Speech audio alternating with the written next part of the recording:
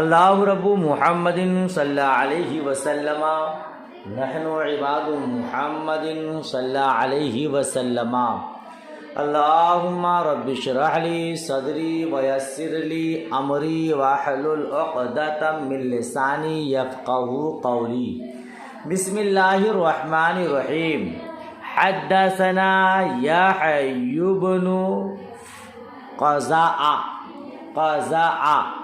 یہاں حدثنا ہے کنارے میں لگایا سنی، یہاں پڑھی حدثنی یحیی بن قزاع حدثنی مالک عن اسحاق بن عبد اللہ بن ابی طلحہ عن انس بن مالک رضی اللہ عنہ قال كنت اسقی ابا طلحة الانصاری وابا عبیدة بن الجراح وابی بن کعب شرابا من فضیخ وهو تمر فجاءهم آت فقال ان الخمر قد حرمت فقال ابو طلحة یا انس قم الى هذه الجرار فاكسرها قال انس فقمت الى مهراس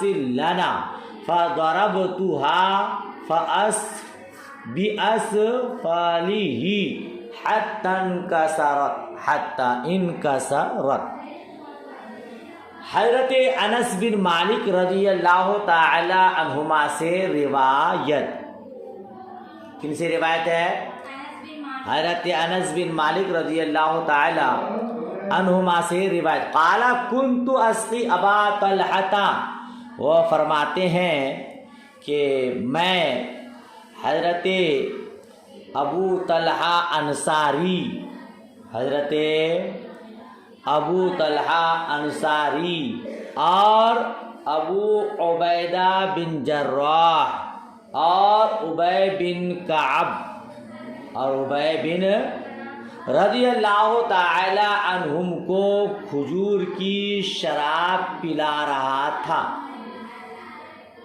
یہ کھجور کی شراب پلا رہا تھا۔ فجاءہم آت، تو اس وقت ایک آنے والا آیا اور اس نے بتایا، فقال، اس نے کہا، ان الخمر قد حرمت، کہ بے شک شراب حرام کر دی گئی ہے، خمر حرام کر دی گئی ہے۔ فقال ابو طلحہ یا انس، تو حضرت ابو طلحہ نے کہا، اے انس اٹھو، قم، اٹھو، الی هذه الجرار، ان مٹکوں کو توڑ دو، ان مٹکوں کو توڑ دو، اٹھو ان مٹکوں کی طرف، فکسرہا، اور انہیں توڑ دو۔ تو آپ سلیس ترجمہ کریں گے، اٹھو اور ان مٹکوں کو توڑ دو۔ قال انس فقمت الی مہراس لنا، حضرت انس رضی اللہ تعالی عنہ نے فرمایا کہ میں اپنے دستہ کو لے کر کھڑا ہوا، میں اپنے دستہ کو لے کر، یعنی جس کے سہارے کھڑا ہوا جاتا ہے، اور مٹکوں کے نیچے ضرب لگائی، اور مٹکا کے نیچے ضرب لگائی، مٹکا کے نیچے مارا، یہاں تک کہ سب مٹکے ٹوٹ گئے۔ ٹھیک ہے، آپ جانتے ہیں کہ ابتدائی اسلام میں شراب کی حرمت نہیں تھی، مصطفیٰ کریم نے بعد کو حرام کیا۔ اس حدیث مبارک سے امام بخاری علیہ رحمہ کیا بتانا چاہتے ہیں، ان کا مقصد کیا ہے؟ مقصد یہ ہے کہ خبر واحد حجت ہے، کیونکہ ایک آدمی نے آ کر بتایا کہ شراب کو حرام کر دیا گیا ہے، حالانکہ پہلے شراب کا پینا مباح تھا۔ ان صحابہ کرام نے اس کی تحقیق نہیں کی اور دیگر ذرائع سے یہ معلوم بھی نہیں کیا کہ واقعتاً شراب حرام کر دیا گیا ہے کہ نہیں۔ بس ایک آدمی کے خبر دینے سے انہوں نے یقین کر لیا اب خمر حرام ہو گئی ہے، لہذا انہوں نے شراب کے مٹکوں کو توڑ دیا اور مدینۃ المنورہ کی گلیوں میں شراب بہتی رہی، اور یہ اس پر قوی دلیل ہے کہ خبر واحد کو قبول کرنا واجب ہے اور اس کے تقاضا پر عمل کرنا ضروری ہے۔ ٹھیک ہے نا؟ اس لیے کتاب و اخبار الآحاد میں اس حدیث کو امام بخاری علیہ رحمہ نے بیان کیا۔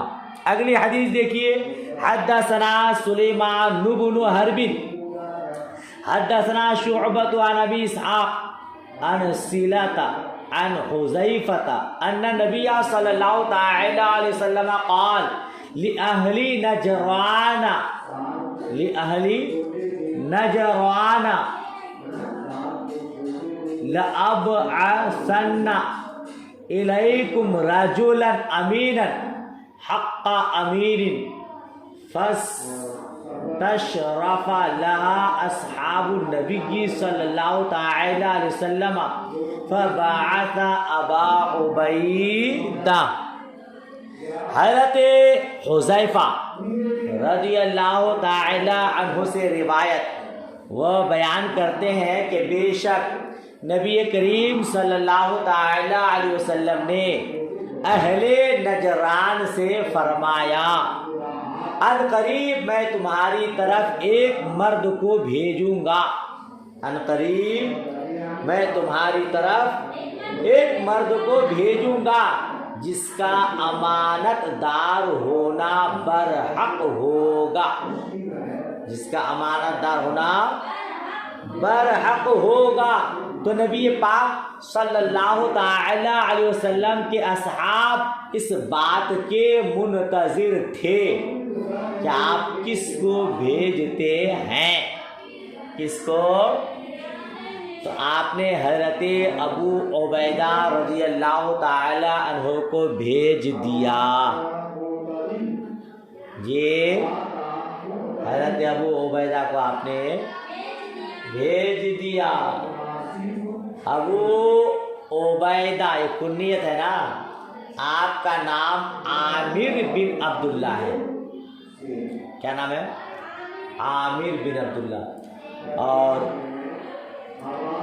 امام ترمذی اور امام ابن حبان نے حضرت خالد رضی اللہ تعالی عنہ سے ایک لمبی حدیث بیان کی ہے ابو عبیدہ کے فضیلت میں، جس کے شروع میں مذکور ہے میری امت میں سب سے زیادہ رحم دل ابو بکر ہے۔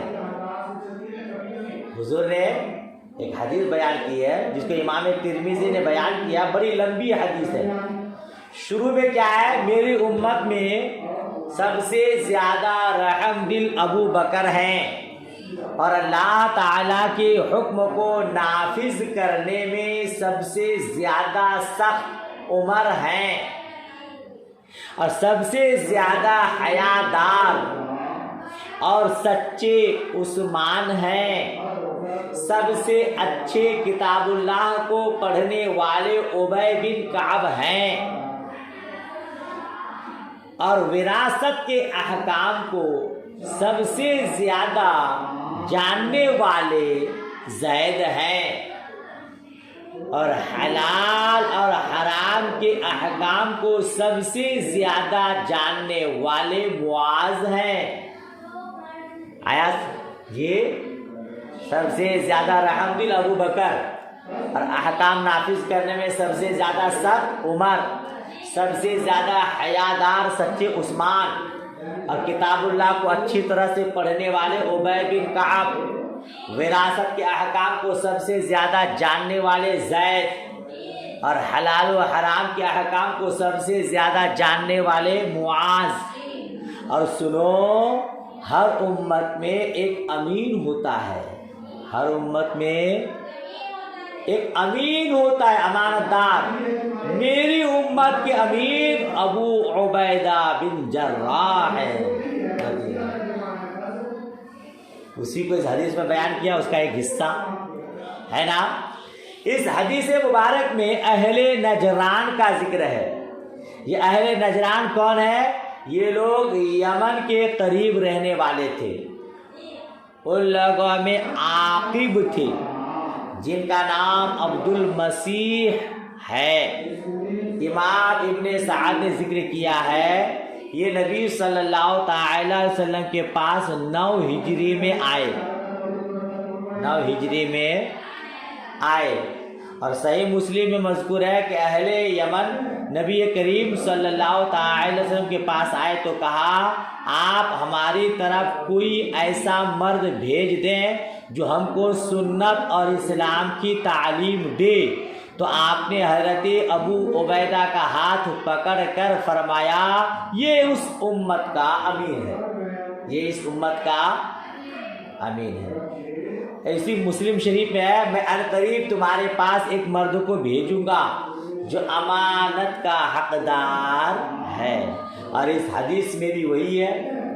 اس حدیث میں مذکور ہے رسول پاک صلی اللہ تعالی علیہ وسلم کے اصحاب اس کے منتظر تھے اور اس پر حریص تھے کہ آپ کس کو بھیجتے ہیں. تو آپ نے فرمایا ابو عبیدہ اٹھو اور ان کو بھیج دیا. یہ صحابہ کرام اس لیے منتظر تھے کہ جس کو حضور بھیجیں گے وہ اس امت کا امین ہوگا. تو وہ خوش نصیب کون ہیں جو اس امت کے امین ہے. اسی انتظار میں تھے. مصطفیٰ کریم نے ابو عبیدہ کو کہا کہ اٹھو اور آپ نے ان کو بھیج دیا.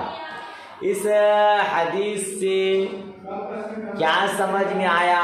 امام بخاری علیہ رحمہ اس حدیث مبارک سے بھی یہی ثابت کرنا چاہتے ہیں کہ خبر واحد حجت ہوتی ہے کیونکہ رسول پاک صلی اللہ تعالی وسلم نے اہل نجران کے پاس حضرت ابو عبیدہ بن جراح کو بھیجا اور انہوں نے ان کو دین کے احکام سکھائے.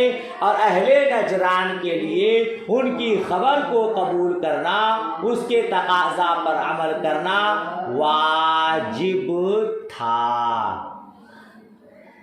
سمجھ شریف میں بات آئی. آگے بڑھتے ہیں. حدثنا سلیمان بن حرب حدثنا شعبة عن خالد عن ابي قلابة عن انس رضي الله تعالى عنه قال النبي صلى الله تعالى عليه وسلم لكل امة امين وامين هذه الامة ابو عبيدة. حضرت انس بن مالک رضی اللہ تعالی عنہما کا بیان ہے. وہ فرماتے ہیں نبی پاک صاحب لولاک صلی اللہ تعالی علیہ وسلم نے ارشاد فرمایا ہر امت کا ایک امین ہوتا ہے اور اس امت کے امین ابو عبیدہ ہیں. اس کی تشریح ہو چکی. اگلی حدیث عن ابن عباس عن عمر رضی اللہ تعالی عنہ قال وكان رجل من الانصار اذا غاب عن رسول الله صلى الله تعالى عليه وسلم وشهدته اتيته بما يكون من رسول الله صلى الله تعالى عليه وسلم. حضرت ابن عباس رضی اللہ تعالی عنہما سے روایت. کن سے روایت ہے؟ حضرت ابن عباس رضی اللہ تعالی عنہ سے. وہ روایت کرتے ہیں حضرت عمر رضی اللہ تعالی عنہ سے کہ انصار کا ایک مرد تھا.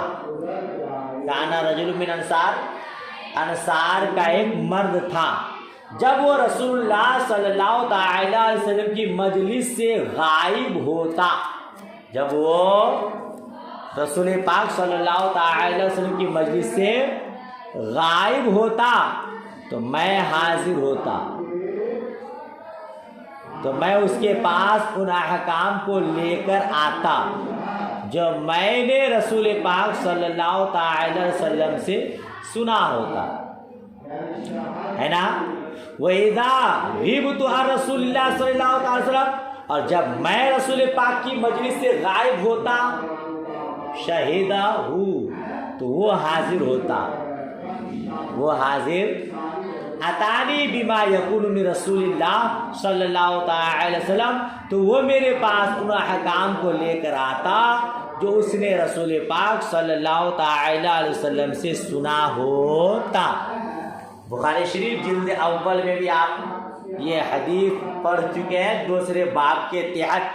इस हदीस से भी इमाम बुखारी यही साबित करना चाहते हैं कि खबर वाहिद हुज्जत है, क्योंकि हज़रत उमर रज़ियल्लाहु ताला दीन के अहकाम में उस अंसारी मर्द की खबर को कबूल करते थे और उसकी खबर खबर वाहिद है। और वो अंसारी मर्द दीन के अहकाम में हज़रत उमर रज़ियल्लाहु ताला अन्हु की दी हुई खबर को कबूल करता था, और हज़रत उमर की दी हुई खबर भी खबर वाहिद थी। लिहाजा मालूम हुआ कि खबर वाहिद हुज्जत है। ठीक है मोहतरमाओ, अगली हदीस देखिए। अन अली रज़ियल्लाहु अन्हु अन्ना नबिया सल्लल्लाहु अलैहि वसल्लम बअसा जैशन व अमरा अलैहिम रजुलन फ़अौक़दा नारा। हज़रत मौला अली रज़ियल्लाहु ताला अन्हु से रिवायत, वो बयान करते हैं कि बेशक नबी सल्लल्लाहु अलैहि वसल्लम ने एक लश्कर भेजा और उन पर एक मर्द को अमीर बना दिया। फ़अौक़दा नारा, उस अमीर ने आग जलाई, उस अमीर ने आग जलाई। वो क़ाला उदखुलूहा, और लश्करों वालों से कहा इस आग में दाखिल हो जाओ। फ़अरादू अन यदखुलूहा, तो उन लोगों ने उस आग में दाखिल होने का इरादा किया। वो क़ाला आखरून इन्नमा फ़ररना मिनहा, और दूसरों ने कहा हम आग से ही तो इस्लाम की तरफ भागे हैं, हम आग से ही तो इस्लाम की तरफ भागे हैं, हम दीन बातिल को छोड़कर दीन इस्लाम कबूल किए हैं। कबूल करने का मकसद ये है कि हम आग से बच जाएं, और हमारा अमीर हमें आग में दाखिल होने को कहता है। फ़ज़करू लिन्नबी सल्लल्लाहु अलैहि वसल्लम, तो उन लोगों ने नबी सल्लल्लाहु अलैहि वसल्लम से उसका जिक्र किया। फ़क़ाला लिल्लज़ीना अरादू अन यदखुलूहा लौ दखलूहा लम यज़ालू फ़ीहा इला यौमिल क़ियामह। जब उन लोगों ने हुजूर से बयान किया तो मुस्तफ़ा करीम ने इरशाद फरमाया, तो हुजूर ने उन लोगों से कहा जिन्होंने उस आग में दाखिल होने का इरादा किया था, अगर तुम उस आग में दाखिल हो जाते तो क़यामत तक उसी आग में रहते। वक़ाला लिल आखरीना ला ताअत फी मअसियह इन्नमा ताअतु फिल मारूफ, और दूसरों से आपने इरशाद फरमाया कि मासियत में, गुनाह के काम में किसी की इताअत नहीं है, इताअत सिर्फ नेक बात में होती है। इताअत सिर्फ, इससे पहले आप इस हदीस मुबारक को पढ़ चुके हैं। क्या इस हदीस से क्या बताना चाहते हैं? ये इस हदीस पर एक एतराज़ भी होता है। ये हदीस बाब के उन्वान के मुताबिक नहीं है, क्योंकि इस हदीस में ये बयान नहीं है कि अहले लश्कर ने आग में दाखिल होने के लिए उस मर्द की इताअत कर ली थी, नहीं है ना। उसे एक आदमी की इताअत नहीं की, तो गोया के खबर वाहिद पर, एक आदमी की बात पर उसने अमल नहीं किया। लेकिन हाफिज इब्ने हजर अस्क़लानी इसके जवाब में लिखते हैं, अमीर लश्कर के उस हुक्म के अलावा उसके दिगर अहकाम की अहले लश्कर इताअत करते थे। ہے نا, خالی اس حکم کو نہیں مانے, بقیہ دیگر احکام میں اس امیر کی اتباع کرتے تھے. یہ تو معصیت کی بات تھی جس کی وجہ سے لشکروں نے ان کی بات نہیں مانی, ورنہ مصطفیٰ کریم نے جب اس ایک آدمی کو امیر بنایا تھا تو تمام لشکروں نے اس کی اتباع کی تھی, جس سے معلوم ہوا کہ خبر واحد حجت ہوتی